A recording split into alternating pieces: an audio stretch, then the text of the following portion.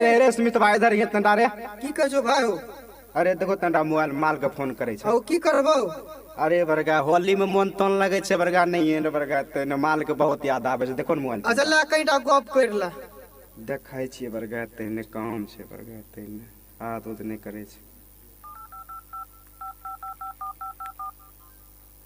Hello hello की हाल छै? हमरा से मिले लेबे न करे सब की हाल समाचार रहत। ठीक छै आबे छियै तोरे टोला अभी होली खेले ले। ठीक है अच्छा ए चलते रे चलते ये होली है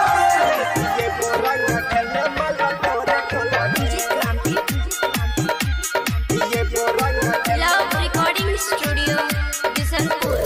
घोर के तू रखने रही खिड़की खुला गे घोर के तू रखने रही खिड़की खुला गे ये बोहल खेले माला तोरे टोला गे ये बोरंग खेले माला तोरे टोला गे ऊपर डल बोरंग भेदो नीचा गिला गे ऊपर डल बोरंग भेदो नीचा गिला गे ये बोहल खेले माला तोरे टोला गे ये बोरंग खेले माला तोरे टोला गे ये बोरंग खेले माला तोरे टोला गे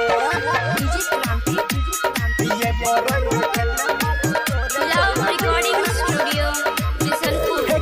इधर निकाल बहु छौरी के रंग खटगर उठाई है या पनटांग खटगर उठाई है या पनटांग इधर निकाल बहु छौरी के रंग खटगर उठाई है या पनटांग